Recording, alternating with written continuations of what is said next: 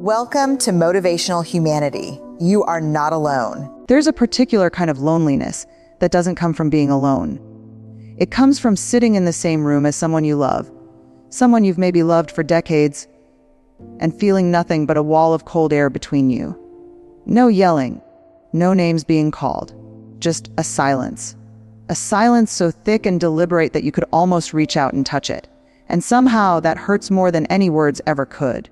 If you've ever sat at a kitchen table and watched someone you care about walk right past you, no eye contact, no acknowledgement, as if you simply didn't exist, then you already know what I'm talking about. That hollow, sinking feeling in your chest. That little voice that starts asking, what did I do? What's wrong with me? Why won't they just talk to me? You're not imagining it. And you're not overreacting. That's the first thing I want you to hear today. And I want you to really let it land. You are not overreacting. We've been taught, especially women of our generation, to smooth things over, to not rock the boat, to keep the peace at whatever cost the peace demands. We learned early that our feelings were inconvenient. Too big, too much. We learned to shrink them down, tuck them away, apologize for having them in the first place. So when someone uses silence as a weapon against us, something deeply cruel happens. We don't just feel the pain of being shut out. We start turning that pain inward. We start interrogating ourselves. Maybe I was too sensitive. Maybe I asked for too much. Maybe if I just said it differently, chosen a better moment, been a little less. And there it is, less. That word we've carried for so long it's worn grooves into our souls. The silent treatment, and I want to be very intentional about calling it what it is not someone needing space.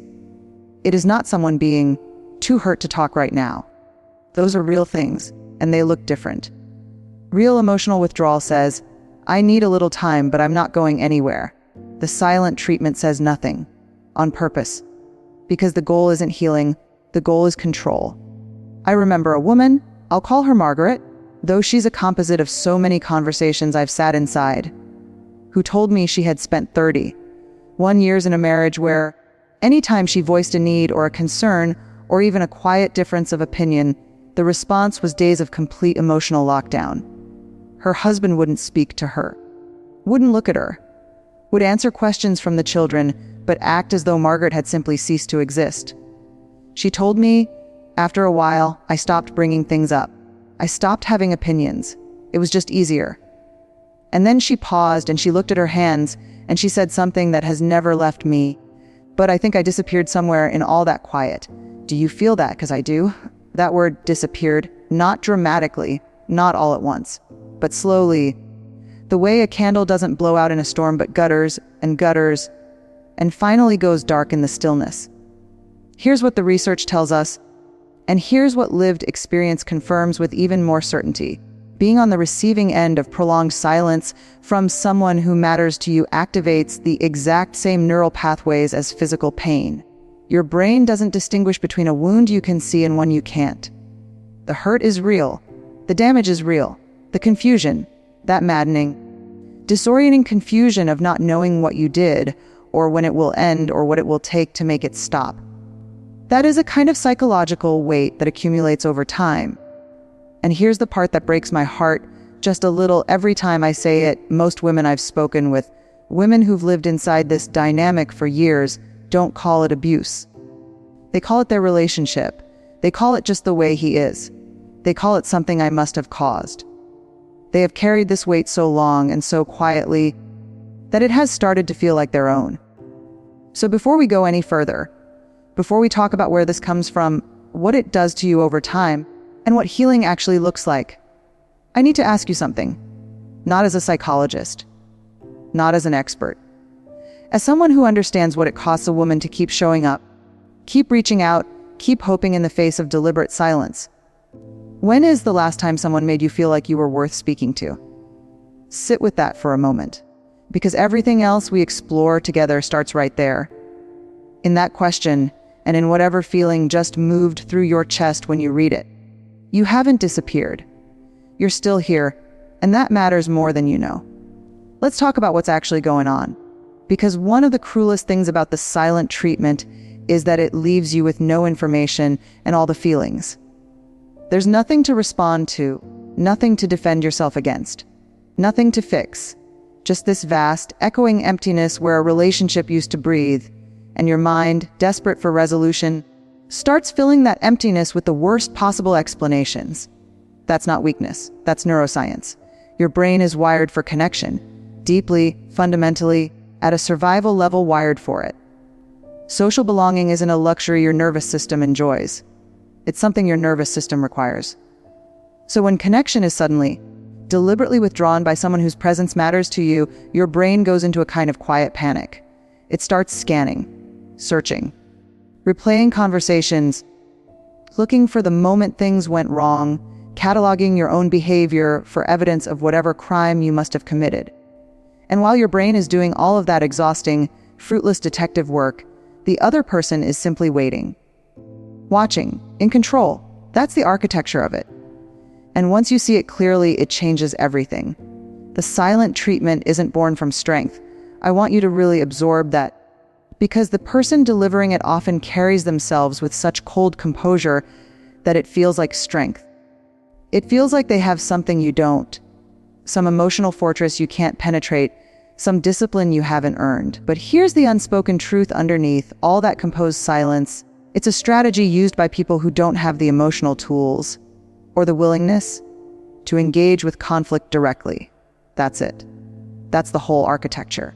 When someone lacks the capacity to say, "I'm hurt," or "I'm angry," or "I need something from you that I don't know how to ask for," when vulnerability feels too dangerous or honesty feels too risky, silence becomes the weapon of choice. It punishes without exposure. It controls without accountability. It says, "You've done something wrong," while never, ever having to specify what. And because it leaves no fingerprints, it's extraordinarily easy for the person using it to deny that anything is happening at all. "I'm not doing anything. I just don't have anything to say." Sound familiar? Psychologists have a term for this pattern when it becomes chronic. When it's not a one-time withdrawal, but a recurring dynamic. A cycle that you've lived through enough times that you can almost feel it coming before it arrives. We call it coercive control through emotional withdrawal. And it operates on a very simple, very effective behavioral principle. If silence creates enough discomfort in you, enough anxiety, enough desperate reaching, you will eventually do whatever it takes to end it. You'll apologize for things you didn't do. You'll minimize your own needs to avoid triggering it again. You'll reshape your personality, your opinions, your very way of moving through the world, trying to become someone who doesn't provoke the silence.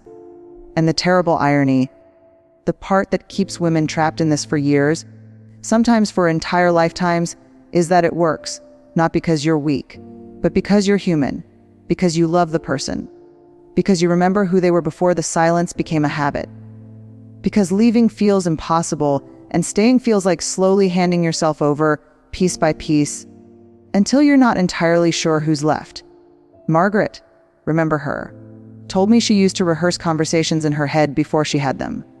Not to be articulate, not to be kind, but to preemptively remove anything that might trigger the shutdown. She'd strip her sentences down to the safest possible version of what she wanted to say.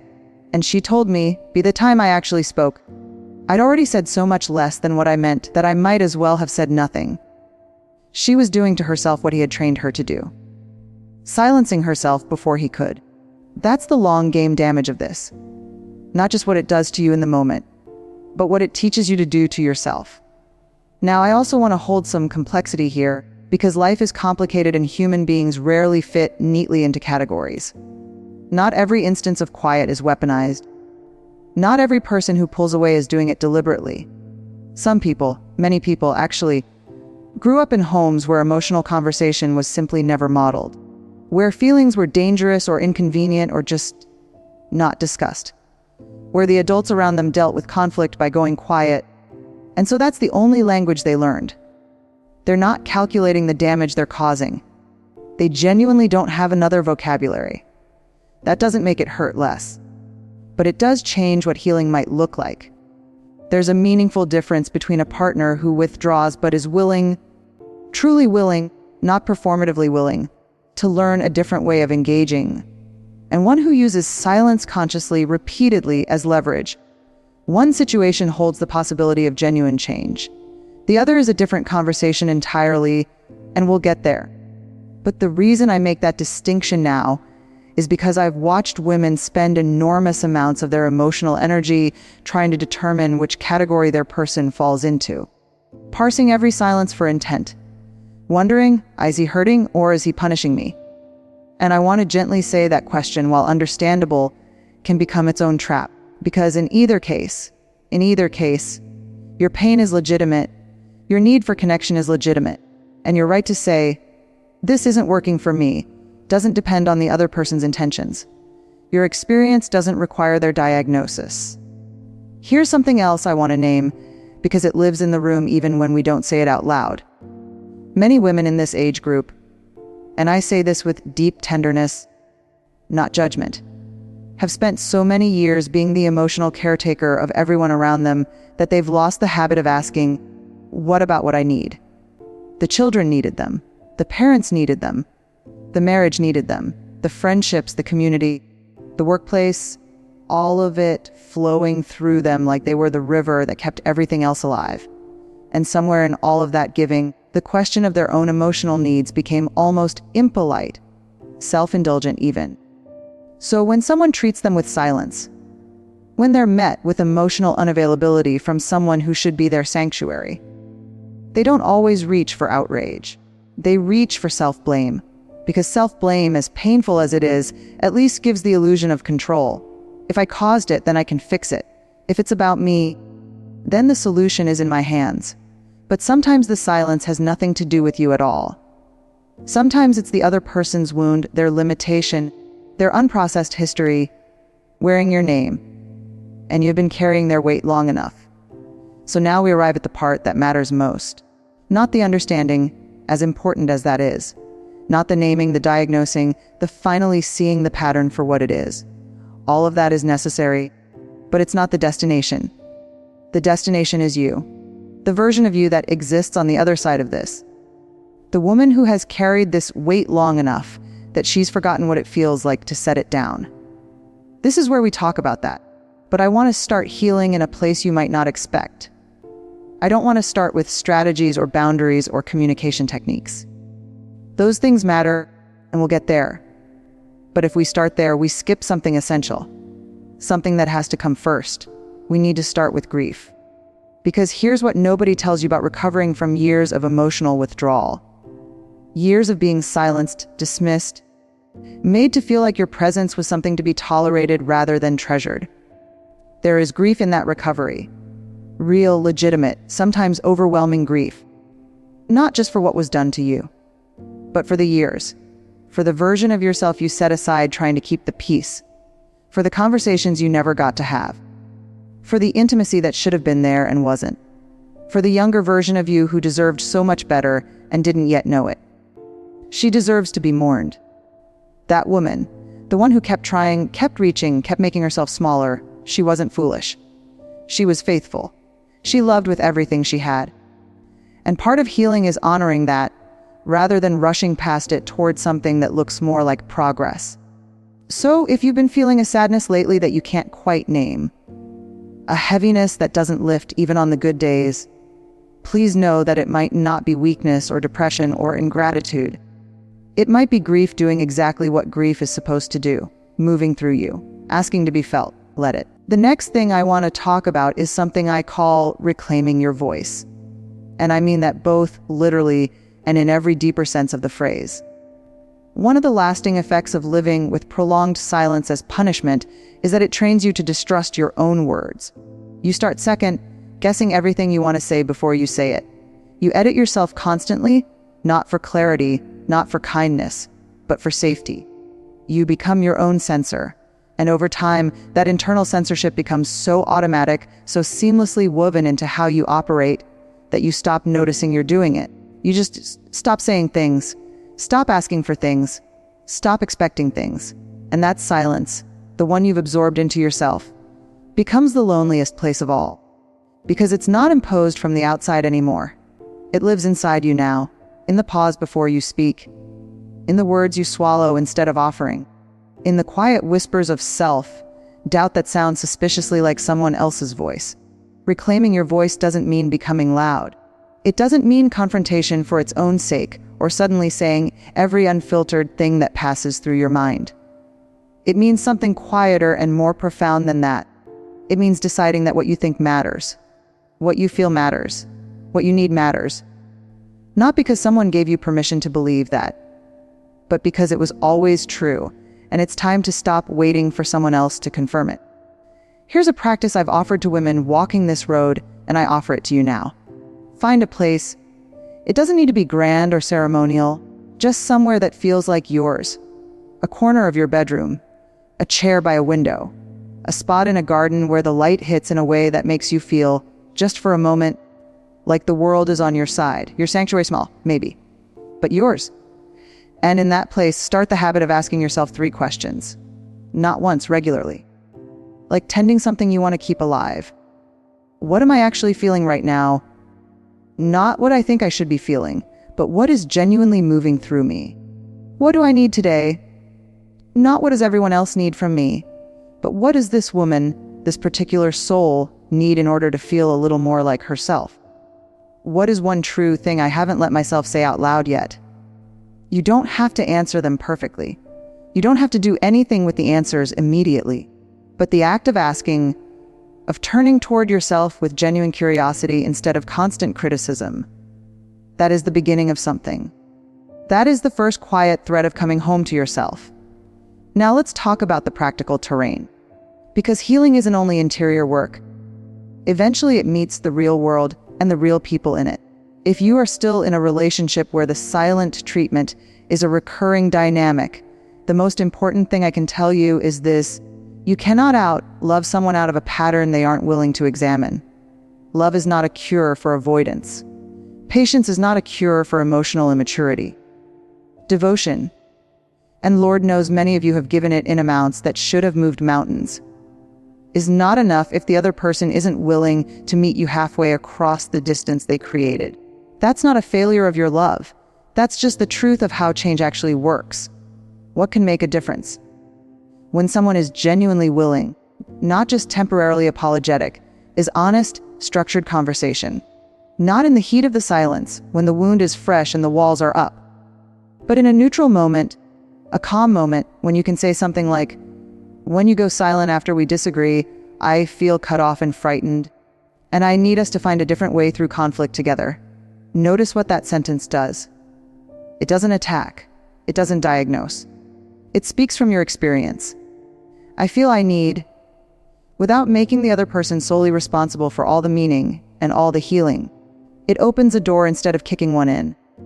But, and this is the part that requires real honesty with yourself, you have to be willing to notice whether that door gets walked through, whether the conversation leads to actual change, or just a temporary thaw before the next freeze. Whether you're being met, or whether you're doing all the meeting, because your willingness to do the work doesn't obligate you to do it alone forever. For those of you who are on the other side of these relationships, who have left, or are healing in the aftermath, or are rebuilding a life that is yours in ways it perhaps hasn't been in a long time, I want to say something directly to you. The silence that was used against you may have followed you out the door. It has a way of doing that. You might find yourself in new relationships, new friendships, new situations, and still flinching when someone goes quiet. Still bracing.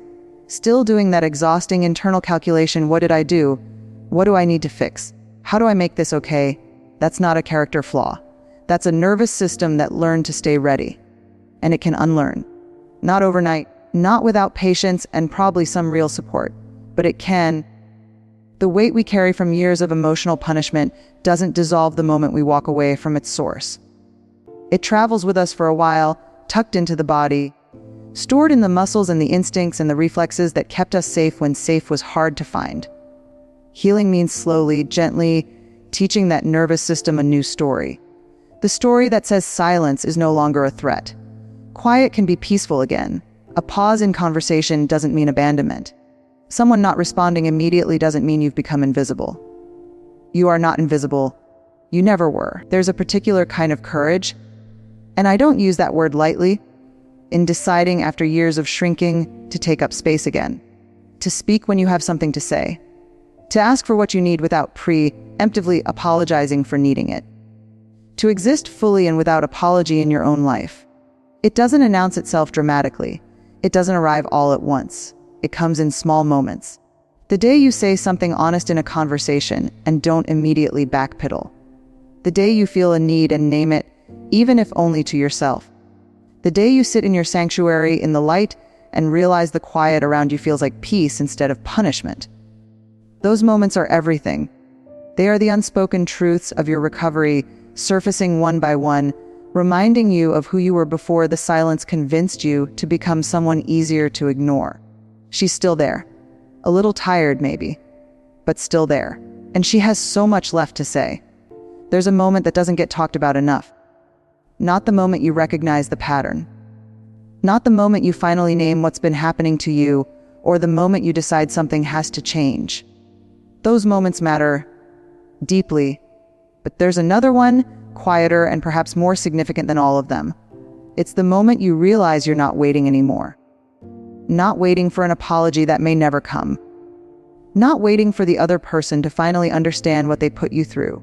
Not waiting to feel like yourself again until someone else gives you permission. You're just living, breathing, moving through your days with something that feels unfamiliar at first, almost suspicious in how gentle it is.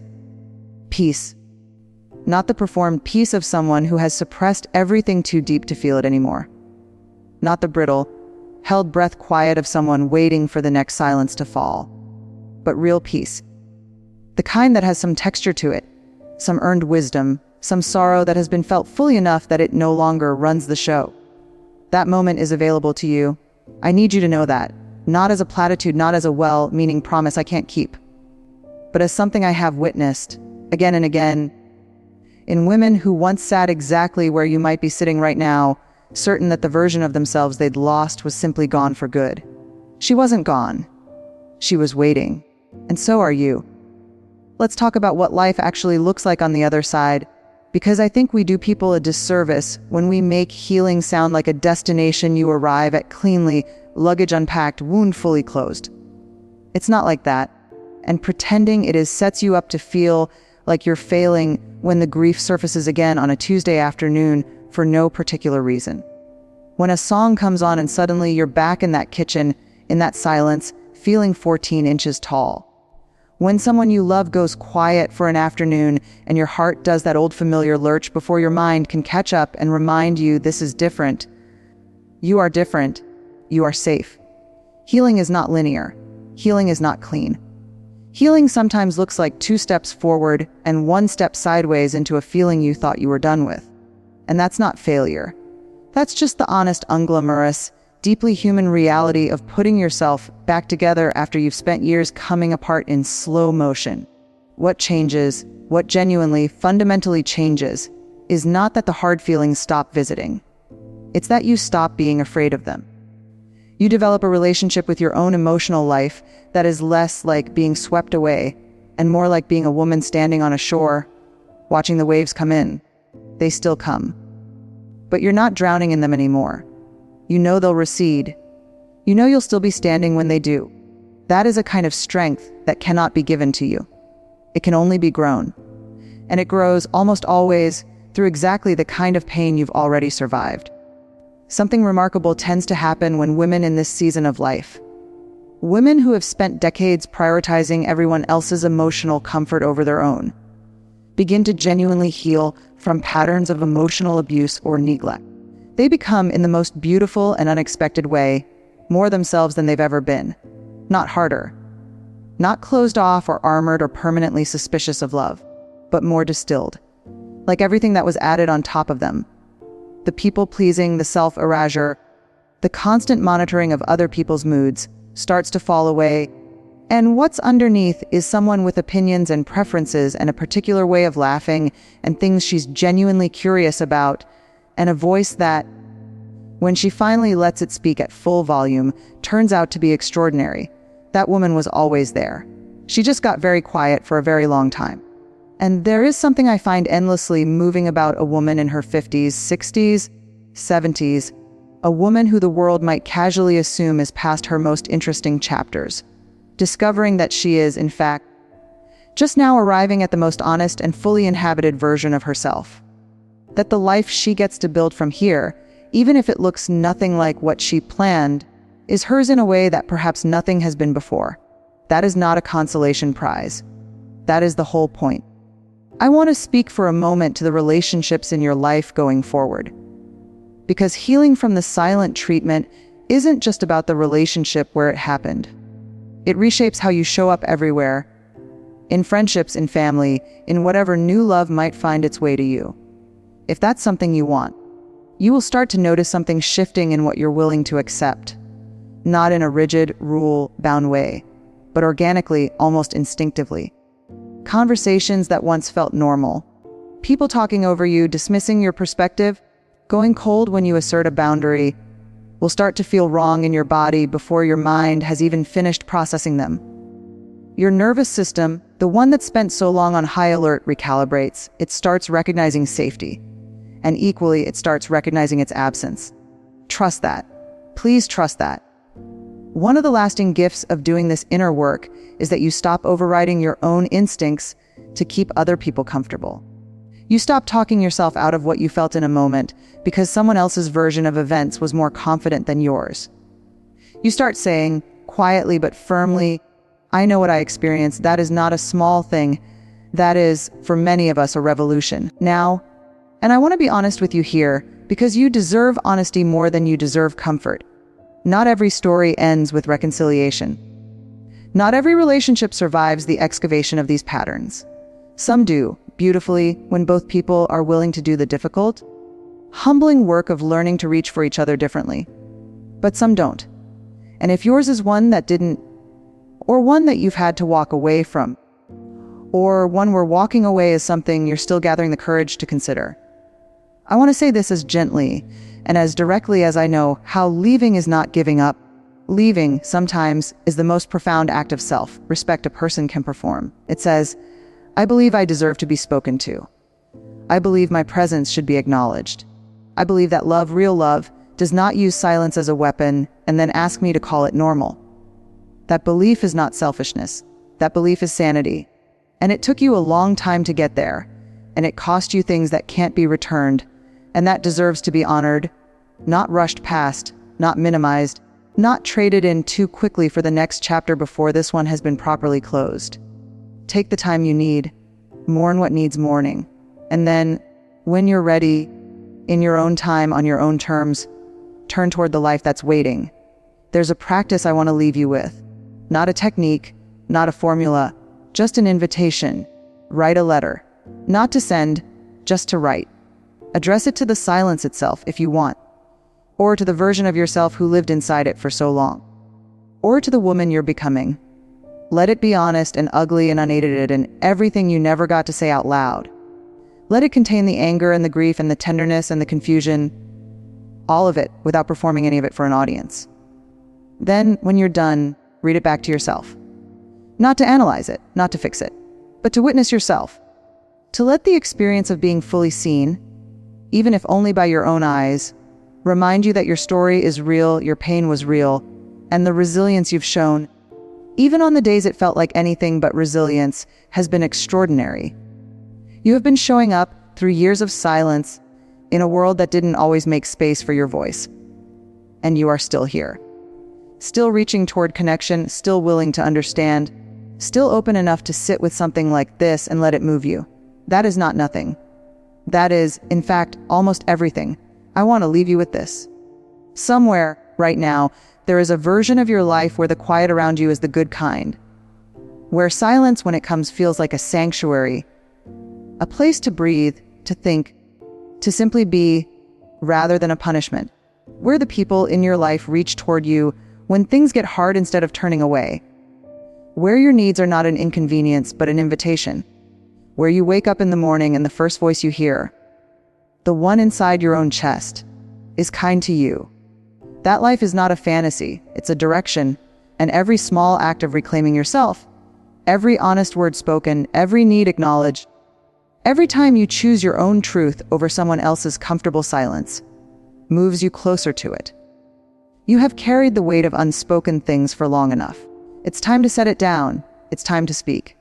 And this time, finally, fully, without apology, let them hear you.